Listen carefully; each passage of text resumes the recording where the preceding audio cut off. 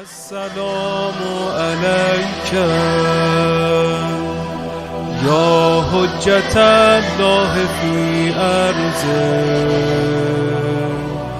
السلام عليك يا عين الله في خلقه السلام عليك يا نور الله الذي يهتدي به المهتدي. أعوذ بالله من الشيطان الرجيم. بسم الله الرحمن الرحيم. الحمد لله رب العالمين، والصلاة والسلام على أشرف الأنبياء والمرسلين حبيب إله العالمين أبي القاسم المصطفى محمد وعلى أهل بيته الطيبين الطاهرين المعصومين.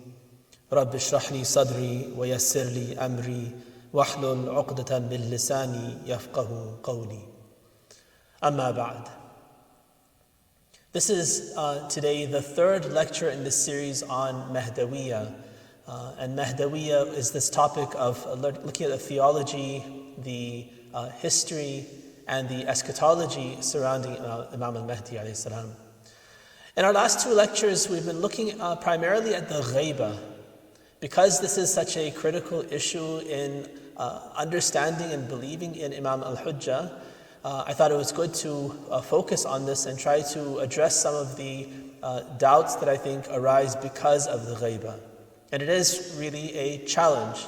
And because it's such a stumbling block for us as Shia to fully accept him as our Imam, and certainly for people who are looking at us from the outside, when we have to explain that, yes, we need an Imam because we need continuous guidance, and then we tell them all about these 11 Imams and how wonderful they were, they say, this is great, these are outstanding people, and then we get to the 12th Imam and we have to explain that, oh, this one is in the ghaibah.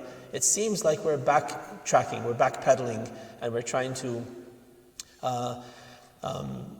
justify something that wasn't meant to be. And so now I think, inshallah, through the first and second discussion, we've understood, first of all, that this ghaibah is not something that happened without any sort of warning. It was prophesied, it was decided and planned by Allah, prophesied by the Prophet, prophesied by the Imams after him. It was something that was expected. And not only do we have sources from the Prophet and the Imams telling us that there will be a ghaibah from Ahlul Bayt sources, but we see that this was a common understanding amongst all the Muslims, especially the Shia, not only Imamis, but all the other sects that broke off. Even they broke off using the ghaibah, using the Mahdi, the Qa'im, and all of these different concepts that had been taught by the Prophet, taught by the Imams, and were in their consciousness, at the forefront of their consciousness. In fact, they used these, and that demonstrates for us in a practical way that historically these concepts and even the ghaibah itself was something that was well known, well accepted by Muslims at large. So we've understood that in the first lecture. Yesterday we talked about the reason why the ghaibah happened. So what either caused Allah to have this ghaibah be part of the system, or at very least what are the wisdoms behind the ghaibah. And also what are some of the benefits that we derive from the fact that there's a ghaibah after these 11 Imams. Today what I want to discuss, it's still in the same realm, still talking about the ghaibah, but there is a question that I had raised, I believe in the first lecture, and also I reminded you of it in the second lecture, and it still needs to be addressed. And that is, what is the benefit that we derive from an Imam who is in the ghaibah?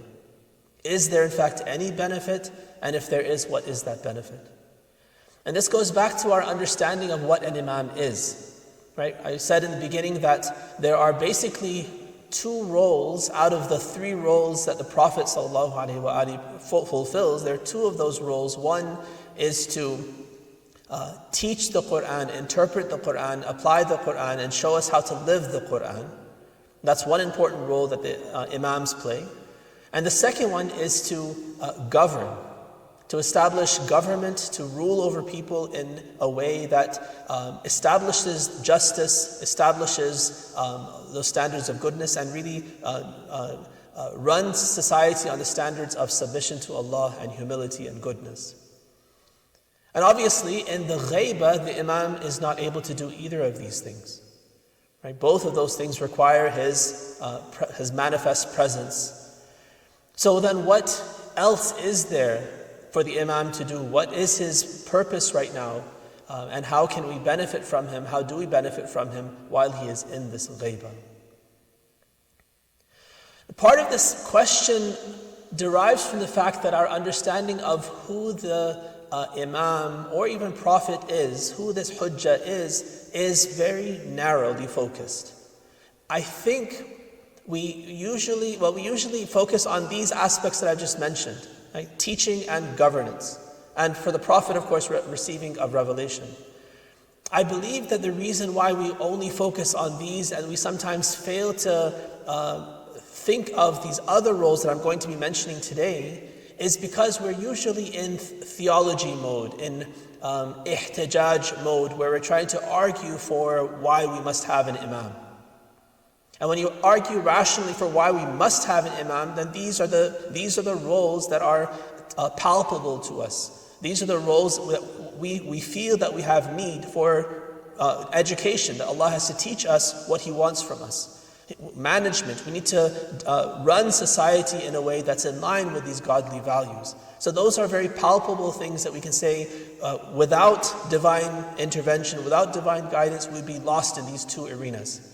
And so these become our primary arguments for why we need to have a prophet, why we need to have an Imam. But when we get into, when we doff the hat of the theologian, trying to argue for why we must have the Imam, and put on the hat of a believing, practicing Muslim, Shi'i, who's trying to understand who his Imam is, we should actually delve into our hadith and see how have they described themselves. What roles have they told us they themselves play? And when we do that, then we see that the roles that infallible, a hujjah, a prophet, an imam, a wasi, the roles that they play are very vast. And I think as I share some of these roles with you, I imagine that probably some of these things at least will be things that are new to you. And when you understand the magnitude of the role of the hujjah, you will realize that what we usually think of as the role of the hujjah is a very tiny circle of his influence, when actually his role is vast. One of these roles that he plays is that he's witness over people. He's a shaheed or a shahid over our actions. Now this is something that the Quran mentions, that we have individuals who are shuhada, and this is a very important role that all of the ma'sumin play. And not only just the ma'sumin, perhaps other awliya of Allah also fulfill this role in their own capacity. But at very least, we know that the prophets and the other hujjaj of Allah fulfill this role as shahid and shaheed. It's something that's mentioned in the Quran with respect to Isa alayhi salam, Surah Al-Ma'idah, that he is a shaheed over his people. And this is something that we know in general is one of the roles that they play. Now, why Allah has witnesses, that's an important question. In a nutshell, we know that Allah doesn't need witnesses. Right? He is not limited in any way that He has to have eyes and ears on the ground to witness the deeds of people, so that on the Day of Judgment He can have a record from them of things that He was ignorant of. Of course, that's not the case. Right? Isa alayhi salam himself, when he's speaking to Allah on the Day of Judgment, in the end of Surah Al-Ma'idah, he says that فَلَمَّا تَوَفَّيْتَنِي كُنْتَ أَنْتَ الشَّهِيدَ عَلَيْهِمْ. Right?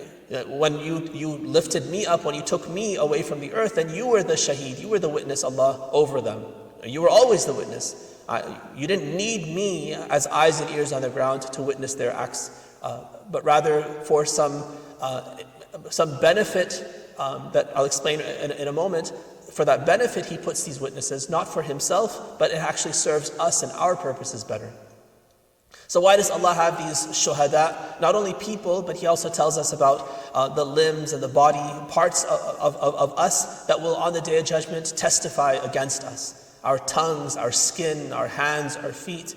Right? These will testify against us. If we committed sins using these things, then these limbs themselves will be given speech, and they'll be able to say that, yes, Allah, I testify against this person that I was the one that he used to hit this person in injustice. I was the one that he used to, for instance, I was the tongue that he used to speak a lie or to speak badly about an individual. And they will testify against us because of that.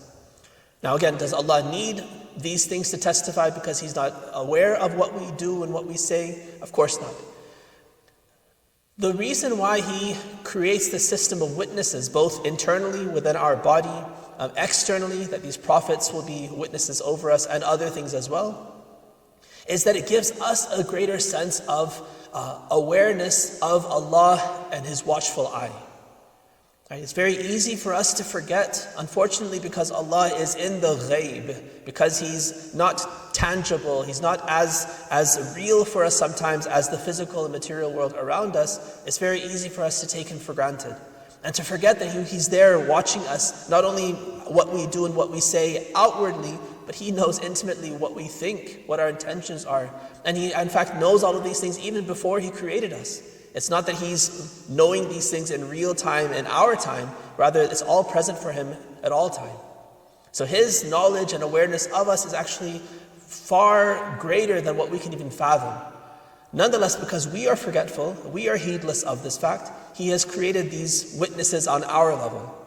That I can remember when I'm about to hit that person, that this hand will speak against me on one day. When I'm about to speak that lie, I remember that that tongue that I'm about to use is going to testify against me on one day. Right? So that gives me a heightened sense of awareness that these things will be shaheed against me, shahid against me, witnesses against me, and that makes me more aware of my duty towards Allah. And so He's created a system of shuhada, and one of those shuhada is the Prophet and the Imam. And that function of being a witness over us does not require him to be present. Right? Whatever witnessing they do, when they bear witness to our deeds, it's not in the way that you and I bear witness to a car accident or to a murder or to a burglary.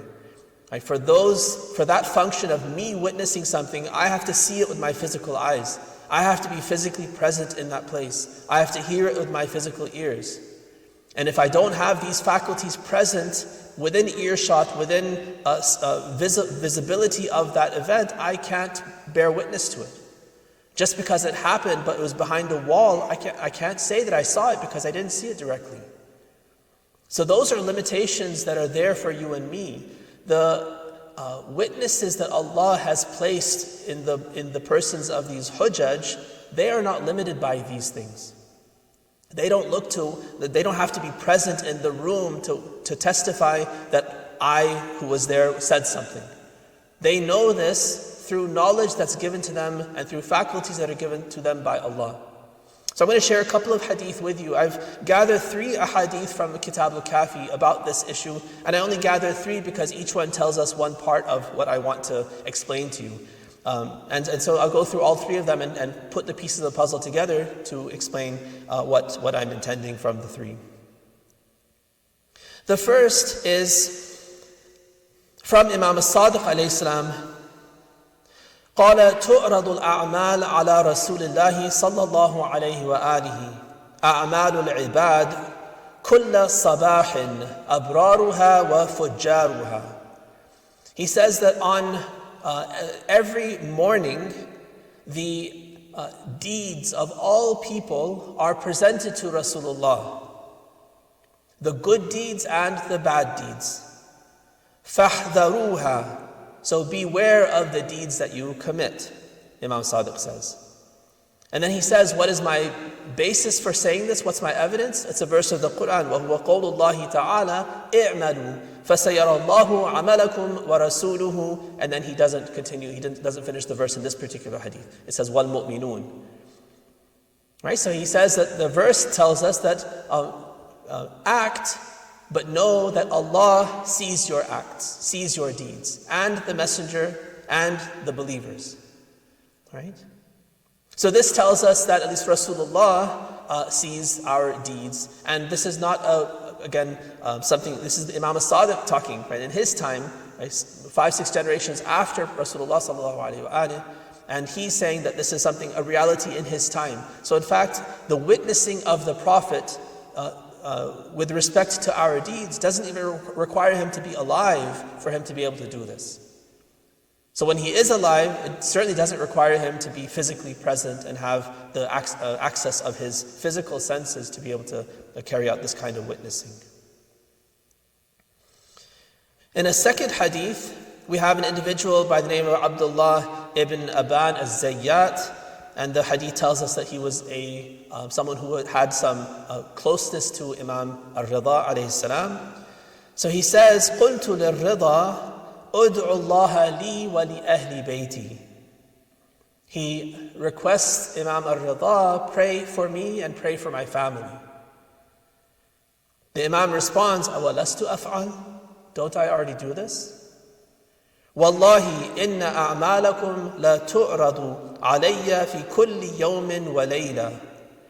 He says that by God, your actions are presented to me every day and night. Every 24-hour period, your actions are presented to me. And when he says أَعْمَالَكُمْ here, because of the context, this person has just asked him to pray for him. It seems like when he's saying that your actions are presented to me, he's not simply talking about what you do, but also your state, the situation that you're in, the circumstances that you're in. And so the Imam is letting him know that I know intimately what your circumstances are. That you have this trouble with your child, this trouble with your health, this trouble with this or that, with your finances. I know all of those circumstances. They're presented to me on a regular basis. Every 24 hours I receive this information. And because of that, and because of the fact that you are one of my Shia, I pray for you continuously. So don't think that I am ever heedless of you. I pray for you. The narrator says, فَاسْتَعْظَمْتُ ذَلِكَ. I thought this was something very amazing, right? So he shows his shock, his awe that this is something that you have knowledge of. The Imam says, أَمَا تَقْرَأُ كِتَابَ اللَّهِ عَزَّ وَجَلَّ, where he says, وَقُلْ اعْمَلُوا فَسَيَرَ اللَّهُ عَمَلَكُمْ وَرَسُولُهُ وَالْمُؤْمِنُونَ قَالَ هُوَ وَاللَّهِ عَلِيُّ بْنُ أَبِي طَالِبٍ. So the Imam says, do you not read in the Quran where Allah says that Allah sees your deeds and Rasulullah and the believers? And then the Imam adds that when Allah says the believers, He's referring to Ali ibn Abi Talib. He's the one who, along with the Prophet and along with Allah, see your deeds. So the first hadith takes us to the point where it tells us that Rasulullah sees our deeds, and that too beyond the grave. The second hadith tells us also beyond the grave that it's not only Rasulullah, but also Amir al-Mu'mineen. As an Imam, he also has this position of witness, and he witnesses our deeds. In a third hadith, also from Imam Sadiq alayhi salam, he mentions the verse, اِعْمَلُوا فَسَيَرَ اللَّهُ عَمَلَكُمْ وَرَسُولُهُ وَالْمُؤْمِنُونَ, and then he adds that the Mu'minun is Humul A'imma. It's not only Amir al-Mu'mineen, but actually all of the A'imma have the same role and the same ability to see and witness your deeds. All right, so this is an important function of the Hujjah of Allah. And this is not something that's limited to His physical presence, not just say physical, but His apparent presence amongst us. He does this regardless of His circumstances of life. And so this is a role that continues despite the ghaibah. A second role that the Hujjah fulfills during the ghaibah, and regardless of the ghaibah I should say, is that he prays for us. And the hadith that I just quoted, which told about Imam Rida alayhi salam saying, أَوَلَسْتُ أَفْعَلْ, don't I already do this for you? Don't I already pray for you? That's one of the hadith that shows us that this is one of the functions that the Ma'sumin have. Right? They're not simply guides. That is one of their roles that's very important for us, but they are also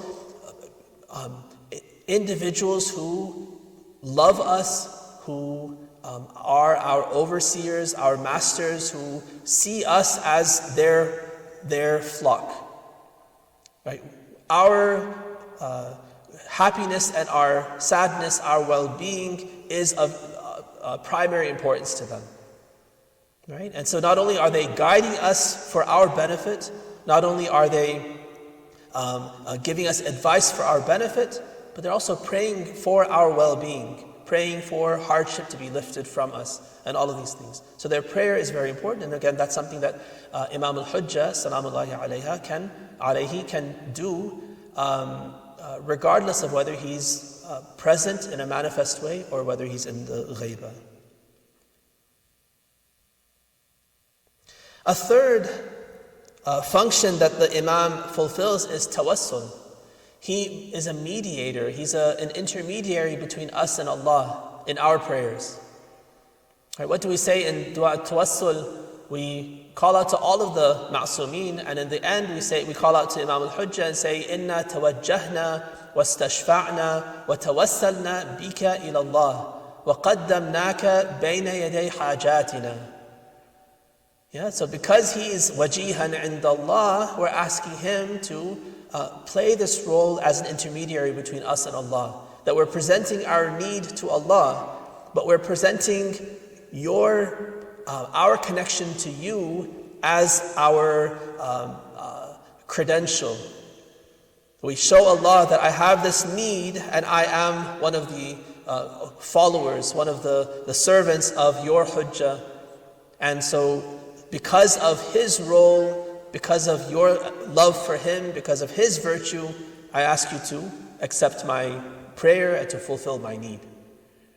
Right, so this is something that the Imam can fulfill despite the fact that he's not present, but he's in the ghaibah. In fact, we do the dua tawassul, we recite this not only for the Imam who's alive on this earth, in this kind of realm of human life, but we also do the same tawassul to all of the ma'sumeen, starting with Rasulullah and all the way through the 14 ma'sumeen. And they are not obviously in life, but they're still able to fulfill this role as a wasila, as a means and an intermediary between us and Allah. A fourth function that he fulfills is that he worships Allah. Ghaib, what good is he for us? One of the big problems with that question is, why are we putting ourselves front and center as though his relevance, his importance depends on our benefit that we derive from him? He himself fulfills a role that is much greater, and we are not his central, I don't want to say his central concern, but we're not the most important thing in his existence. Right? So he himself is a servant of God. He himself worships God. And I'll show in this next hadith how he, along with all of the hujjaj before him, engage in worship on a regular basis together, and through that worship, Allah is worshipped as he should be worshipped. In this hadith from Kitab al-Kafi, Imam al-Sadiq alayhi salam says, Inna lana fi layal al-jumu'ati la sha'nan min al-sha'n. He says that we, as the hujjaj of Allah, we have on the eves of Friday, on Thursday nights, we have a very special circumstance that we enter into. قُلْتُ جُعِلْتُ فِدَاكَ وَمَا ذَاكَ. The person asks, what is this sha'n that you're describing?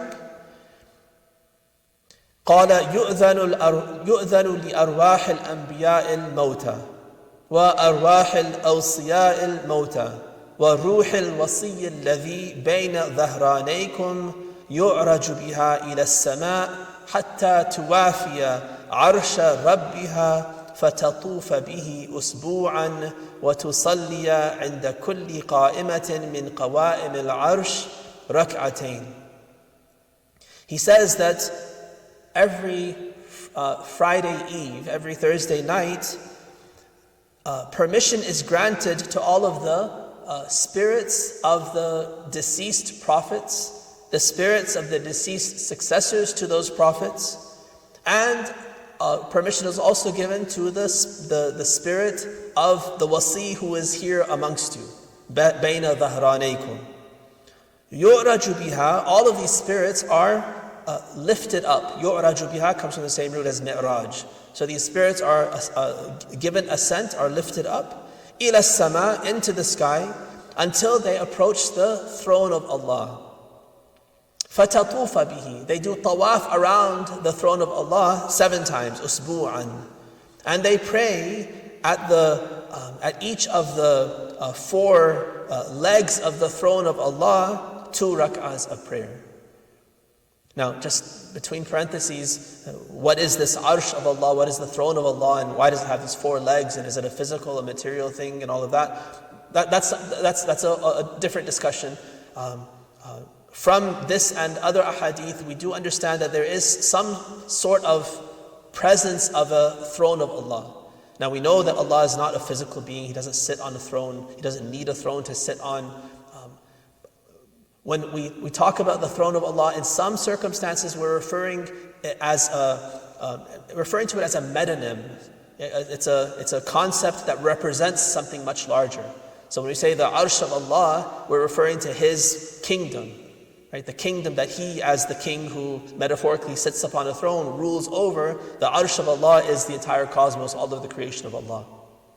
But in some ahadith, when we talk about the bearers of the throne, and we talk about the legs of the throne and what's written on them, and the prophets praying at the legs of the throne, this is some sort of a thing. Whether it's material or not material, we don't know. That it's the spirits that are praying there.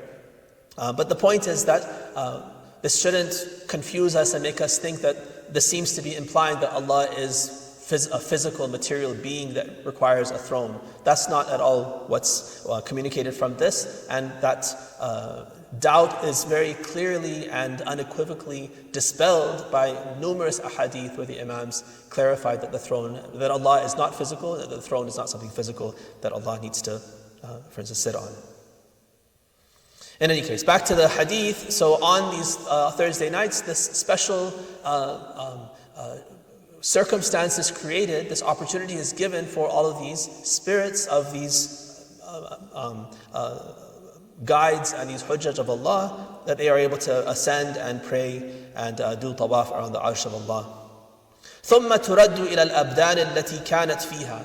And then these spirits are all returned to the bodies in which they are supposed to be. فتصبح الأنبياء والأوصياء قد ملئوا سرورا ويصبح الوصي الذي بين ظهرانيكم وقد زيد في علمه مثل جم الغفير. He says that the prophets and the awsiya are all filled with joy. Because of this experience that they've had, they've been able to worship Allah in that circumstance, and they are filled with surur, with joy. And in addition to the joy that the wasi of the time that's amongst you feels, he says that he is also increased. He is given a tremendous amount of knowledge through this experience. Now I'll speak a little bit later about what this new knowledge is that he's being given. It refers to bada' and things that have changed in the decree of Allah. But I'll explain that as a different thing. I've separated that out as a separate role that the Imam plays. But here, I wanted to focus on the fact that this worship of Allah is something so important, and that they, as the hujjah of Allah, are given this kind of opportunity to worship Allah in this way. The 5th role I want to talk about is the role that the infallible plays in managing the existential, or let's say the affairs of the cosmos. Now this is something, I don't think we talk about it enough, but it is something that is a very important part of our conception of who the hujjah of Allah is, the khalifa of Allah is. Typically when we talk about wilayah, authority of the Prophet, authority of the Imam, typically we're talking about what's called wilayah tashri'iyya. Wilayah tashri'iyya is their authority over those things that are related to divine guidance. So when we talked about those 2 roles that the Imam fulfills of teaching and governing, those are related to his wilayah tashri'iyya, where he's guiding, he's managing the affairs by passing laws and judging between people and so forth. But there is another aspect to wilayah which we refer to as wilayah takwiniyya. It comes to the root of kawn, which means being, And so wilayah takwiniyah is the authority that the hujjah of Allah has over the affairs of the universe. One aspect of this wilayah takwiniyah is the miracles that our prophets perform. Right? Allah has given them not only the authority to receive revelation and teach that revelation and lay down laws, for instance, He's also given them the ability to control the physical world around them, to make a wooden staff turn into a snake, to make a dead person return to life, to make a clay bird come to life and fly away, to make birds that have been chopped up and mixed together and put on separate mountains come at the call of the caller. So these are all examples of at least one aspect of what's called wilayah takwiniyah, the authority over creation or the authority over the management of God's creation.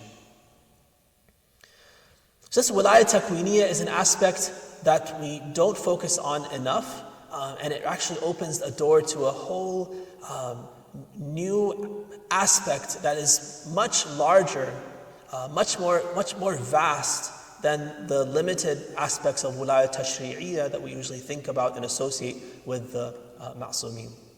I'll share one hadith with you just to give you a taste of what this is about. This is also from Kitab al-Kafi. From Imam Abu Abdullah al-Sadiq alayhi salam, he says, إِنَّ اللَّهَ خَلَقَنَا فَأَحْسَنَ خَلْقَنَا وَصَوَّرَنَا فَأَحْسَنَ صُوَرَنَا. Allah created us, and He created us in the best way. He gave us form, He gave us the best form. وَجَعَلَنَا عَيْنَهُ فِي عِبَادِهِ. He made us, He's referring to as the ma'sumin, as the hujjaj of Allah. He made us His eyes amongst His servants, His creatures, right? Maybe referring to the fact that they witness over us. وَلِسَانَهُ النَّاطِقَ فِي خَلْقِهِ. And He has made us into His eloquent tongue who speaks to His creatures.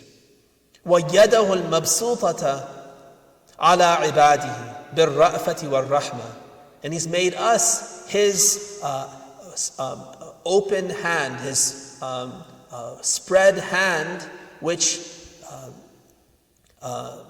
almost you can think of like a child. You put your hand with mercy and with gentleness on that child's head, and you rub it to show your affection. So He's likening Himself and saying, Allah has made us that hand, His hand that is the manifestation of the dispensation of Allah's mercy on His creatures. We are that hand. وَوَجْهَهُ الَّذِي يُؤْتَى مِنْهُ. We are like the face of God from which direction God is approached. Meaning, if you want to approach me, you come to my face, right? So imagine, if Allah were a person and He had a face, and that's the face that you come to access Him, we are that face. Of course, Allah doesn't have a face, but He's saying if there were, then we would be that face. We would be the direction from which Allah that you would approach Allah. وَبَابَهُ الَّذِي يَدُلُّ عَلَيْهِ. We are the bab or the bawab. We are the gatekeepers that point to Him and that are the access points. If you want to reach Allah, then you come through us. وَخُزَّانَهُ فِي سَمَائِهِ وَأَرْضِهِ. And we are His treasurers, the ones who keep His treasuries and maintain them and guard them in His heavens and His earth. بِنَا أَثْمَرَةِ الْأَشْجَارِ. It's through us that trees give fruit. وَأَيْنَعَتِ الثِّمَارِ. It's because of us that those fruits then ripen. وَجَرَتِ الْأَنْهَارِ. It's through us that the rivers flow. وَبِنَا يَنْزِلُ غَيْثُ السَّمَاءِ. It's because of us that the rain falls from the sky. وَيَنْبُتُ عُشْبُ الْأَرْضِ. And the green grass that grows as a result of the rain falling on it, that's because of us, that's through us. وَبِعِبَادَتِنَا عُبِدَ اللَّهُ وَلَوْلَا نَحْنُ مَا عُبِدَ اللَّهُ. And it's through us that Allah is worshipped. And if it wasn't for us, Allah would not be worshipped as He deserves to be worshipped.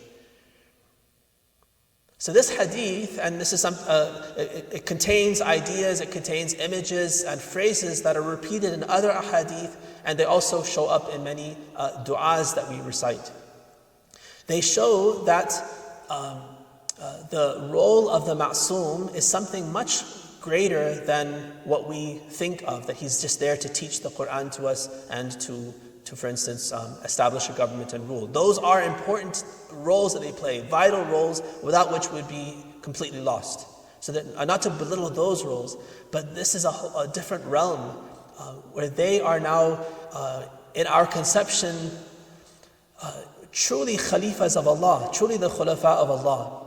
Right? If you think Allah is the one who, of course, creates and manages. He's Rabbul Alameen. He manages the affairs of His creation. He's the one who, of course, causes rain, causes things to grow, manages all of the aspects of whatever is necessary for His creation to live and thrive. But Allah doesn't do things directly. He has created a system of intermediaries. We know in the Quran it talks about وَالْمُدَبِّرَاتِ أَمْرًا, that there are angels who are the ones who manage the affairs of Allah. Right? The dua in Sahifa Sajjadiyah, in the beginning of the Sahifa, where Imam prays for the angels of Allah, he tells us about these systems that Allah has created, these legions of angels who, each drop that falls from the sky is accompanied by an angel. The wind that blows is being carried by an angel. Everything that happens that nowadays in a secular society, people attribute to Mother Nature, the laws of nature, and these sorts of things to try to dilute the idea that God is the one who creates this and manages it.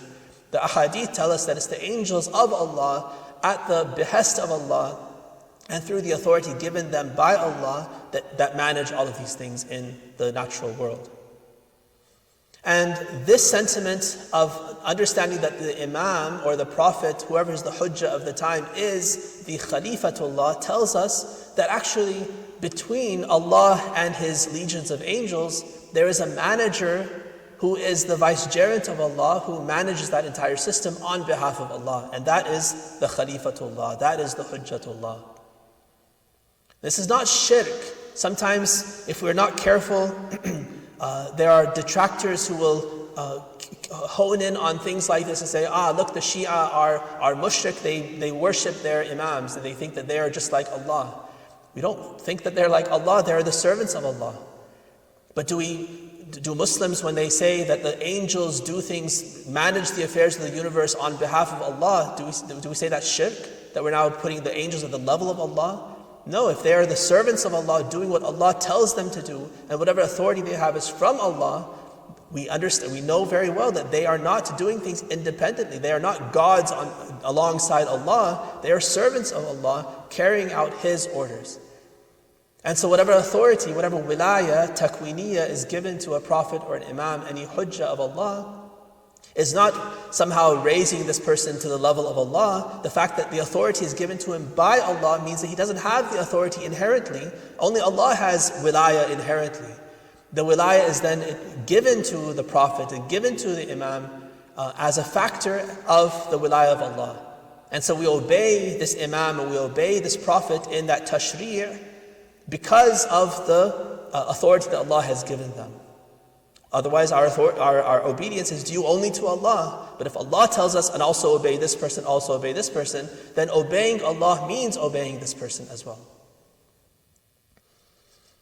So this tells us, opens a window into an aspect of the hujjah that is far greater than we can even imagine. That they play a role in managing the affairs of the cosmos. And this, of course, it doesn't require that the Imam be present talking to us and walking amongst us. He does this regardless of his presence or absence from us. Part and parcel, this is another aspect, but you can also link it to the previous one of managing the affairs of the cosmos. One important aspect of this managerial function of the ma'soom is that when Allah decrees things for His creation, we know that He decrees them in a way that is subject to change.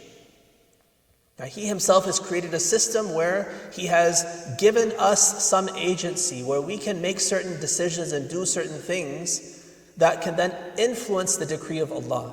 This is of course known as bada. Right? Ba, dal, alif, hamza, bada. And this is an important discussion in our theology. The ahadith of the ma'sumin have really helped us to understand what this system is.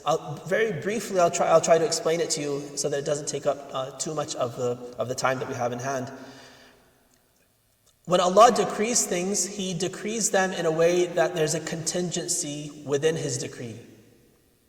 So this is not all the time, but in some decrees there's this contingency. So for instance, with lifespans, He decrees that I have a particular ajal, a particular lifespan that I'm supposed to live for. And that ajal is contingent upon certain factors that He's given me agency over, so I have control over. So He in that decree, He says that if this person, or Ridwan, if he, for instance, prays for a long life, then I will increase his lifespan. If he cuts off a family member and says, I'll never speak to you again, I will decrease his lifespan by so much. If he gives sadaqah, I'll increase his lifespan by so much.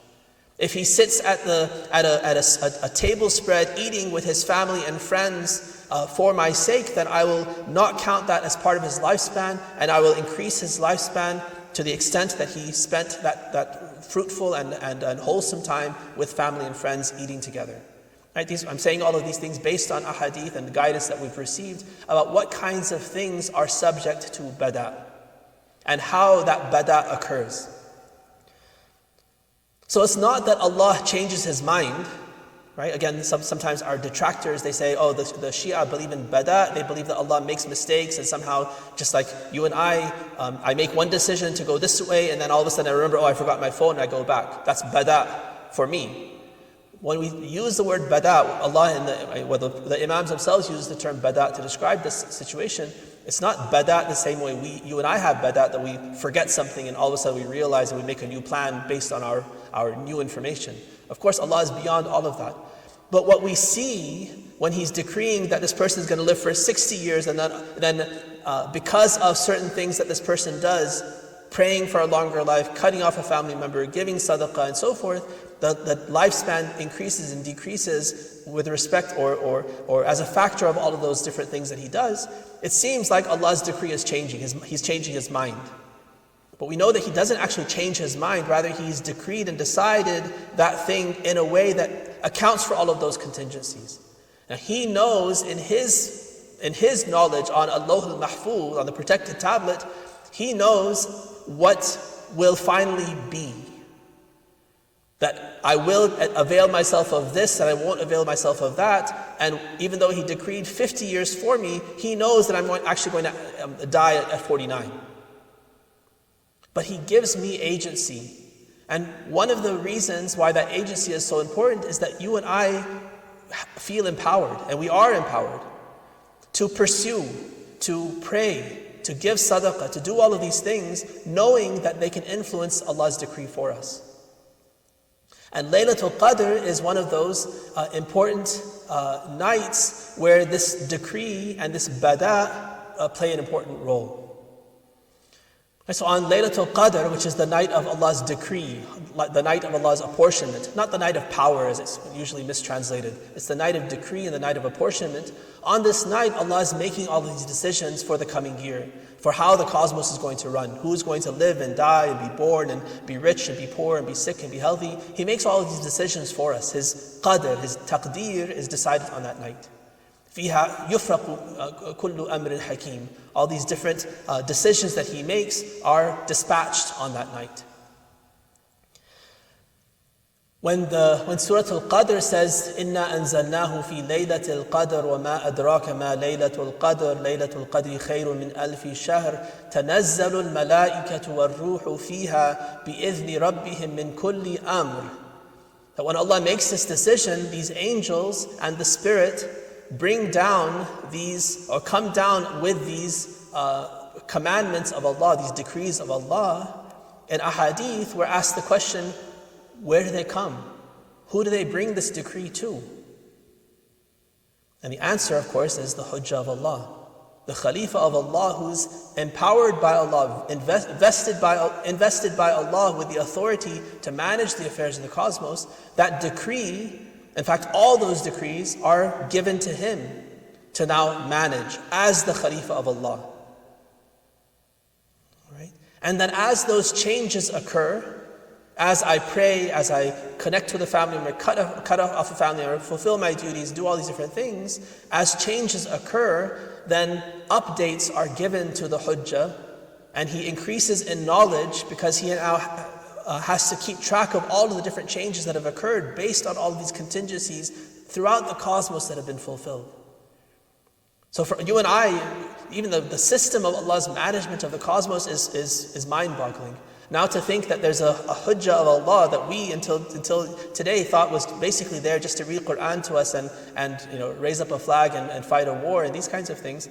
He has such a huge role to play in the cosmos on a cosmic level, not only the physical universe but the spiritual universe as well. And his role is there as the manager of that cosmos to receive updates and manage the cosmos continually based on those updates, so that everything's done in complete synchrony with the decree of Allah and those changes. I'll share one hadith with you that relates to Bada and these changes.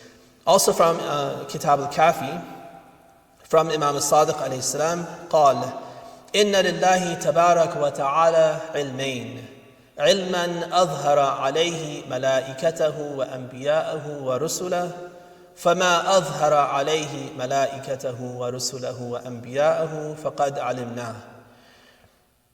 He says that Allah has two kinds of knowledge. We say Allah knows something. He has two kinds of knowledge. There's one kind of knowledge that Allah has disclosed for His messengers, His prophets, and His angels. And the Imam al-Sadiq makes the claim, he says that whatever Allah has disclosed to His messengers and prophets and His angels, we, the Imams, also have the same knowledge. We also know that part of Allah's knowledge. وَعِلْمًا إِسْتَأْثَرَ بِهِ. There's a second part of Allah's knowledge which He has reserved for Himself. Right? He doesn't disclose to anyone. Then he says, فَإِذَا بَدَى لِلَّهِ فِي شَيْءٍ. Whenever bada occurs, again that phrase seems like when Allah changes His mind, but we know that's not the case. We know that's definitely not the case. But He uses that same phrase to help us to understand what's happening. When Allah changes His decree, minhu, based on the knowledge that He has that's reserved for Himself. So He has knowledge that's reserved for Himself that He doesn't disclose. Some knowledge He does disclose. And then there are some things that change in the disclosed knowledge. There's some things that change based on what He knows and He's reserved for Himself. Right? So there are actually three different kinds of knowledge that are being described. So when that bada takes place, أعلمنا ذلك وعرض على الأئمة الذين كانوا من قبلنا. Whenever that change occurs, bada occurs in the decree of Allah, that new knowledge that contains the change, Allah teaches that to us. And not only does He teach it to us, meaning me who am present, that He teaches me, but He also teaches all of the previous Imams and the previous Ma'sumin as well. And other ahadith say that it actually almost happens in a chain like a sequence, where this new knowledge that comes about, they first come to Rasulullah's grave and teach him, then they come to Amir al-Mu'mineen's grave, teach him, and like that all the way down until they come to the living Imam and then teach him that knowledge. So that whatever increased knowledge is there with the living Imam, it's not in excess of what the Prophet and the Imams before him knew. They all are on the same page, they're all endowed with the same new knowledge as they were all endowed with the knowledge of the past, the present, and the future. Alright, so this gives us some indication of the vastness of the role of the Imam. Let me share one more hadith with you. Let's see how much time we have. I want to share with you what's called a tawqi'. So we have these tawqi'at. A tawqi' originally was an answer that the Imams would write to a question on the same paper that the questioner submitted. Right? So there's one time when an oral question is given and the Imam responds orally. and that person remembers it or writes it down or whatever. That's one means of asking and receiving an answer.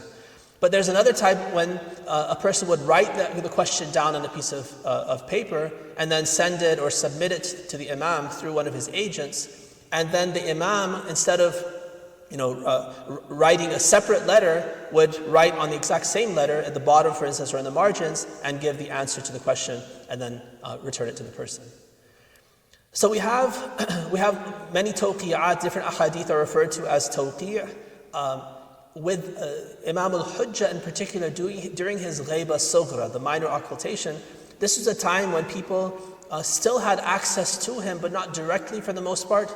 Primarily it was through his nuwab, through the 4 deputies that he had appointed, and they were his face, they were his gatekeepers. And people would find them, give them the questions, and then they, through their own system, would get that question to the Imam, retrieve the answer, and then get it back to the questioner. Now, whether the other tawqiyat, it seems like the tawqiyat became a general idea, a general reference to any letter that's given, any answer that's given by letter. It's not clear that it's always written on the same paper and so forth. Anyway, that's just about the term tawqiyat. This particular tawqiyat speaks to the same idea that we've been talking about. What is the benefit that we derive from an Imam who is ghaib? Right? So that's why I want to share this particular tawqiyat. We have many, but this particular one is relevant to our current topic. So we've already talked about the fact that his role is not limited to teaching and governing, but rather there's so many other aspects. And I've only maybe touched on some of those aspects that I've been able to think of and I've been able to research. But there are certainly many more aspects of what the Imam does that either we don't know at all, or at least I haven't found through our sources. In this tawqi' to Ishaq ibn Ya'qub via the second na'ib, he says, وَأَمَّا وَجْهُ الْإِنْتِفَاعِ بِي. So Ishaq ibn Ya'qub had written a series of questions. This was one of them. How do we benefit from you while you're in the ghaiba? He says, أَمَّا الْإِنْتِفَاعُ بِي أَمَّا وَجْهُ الْإِنْتِفَاعِ بِي, how you can benefit from me, فِي غَيْبَتي, during my occultation. The Imam says, كَالْإِنْتِفَاعِ بِالشَّمْسِ إِذَا غَيَّبَهَا عَنِ الْأَبْصَارِ السَّحَابِ. You benefit from me the same way one benefits from the sun when clouds cover over the sun. Now this is a metaphor that's been given to us by the Ma'soom, and so it's a very accurate metaphor. It's something that we can then reflect on and try to think, well, how do we benefit from the sun behind the clouds? And then we can think of many different aspects and then try to think of how those are relevant to our benefit that we derive from the Imam. One thing that came to mind as I was reflecting on this metaphor that the Imam gives is that when the sun is shining and I am there and a cloud comes between me and the sun, from my limited perspective, from my tunnel vision, all I see is that the sun is no longer shining on me. And so my ability to benefit from it has been slightly reduced. Maybe I feel disappointed that I can't see the brilliance of the sun, or it's casting a shadow, this cloud is casting a shadow on me. But is the sun shining any less? Is the heat that the sun radiates any less? Is its function and role in delivering energy to the earth and driving all of the systems of the earth changed because the cloud has come between me and the sun? So it's true that I am not able to benefit fully from the sun, at least in that direct way, in the way that I expect and want, because of the sun coming between me and the sun, this cloud coming between me and the sun. But the sun's role is much vaster, much more vast than me. So this goes back to what I said earlier, that part of the question of how can I benefit from the Imam while he's in his ghaiba is really because of our own smallness that we even ask that question, our small-mindedness, right? Because we're thinking, how can I benefit? We forget about the fact that the Imam has so much more to do than just benefit me. And while he is benefiting me in the ways that I mentioned, there are many other things that he does, like the sun. There are many other things that the sun is there for, that it does, and it continues to do it. And some of it doesn't have to do with the earth. It has to do with things where clouds don't even exist. Only some of the sun's light comes towards the earth. from that, only some of the rays that fall onto the earth are blocked by clouds. And even then, benefit is derived, the energy still comes, things still happen, it's still doing exactly what it's supposed to do. It's just that I, in my small-mindedness, in my tunnel vision, can't see the sun, and so I feel like the sun is gone. I feel like something terrible has happened. I feel all of this because of my own self-centeredness, that I think that the sun no longer does its role because I can't see it. So I think that might be one, for me it's a very important way of thinking about this hadith, this tawqi', where the Imam himself has described how we can benefit from him during his ghaibah. And it helps us, I think, to expand our horizons and realize that what the Imam does for us, like the sun, and what the sun does for us, is something much more vast than we in our small-mindedness can really fathom. Allah, we ask you to shower your mercy and blessings on Muhammad and the family of Muhammad. Help us, Allah, by guiding us. Help us by increasing us in knowledge. With our knowledge, increase us in forbearance and in humility.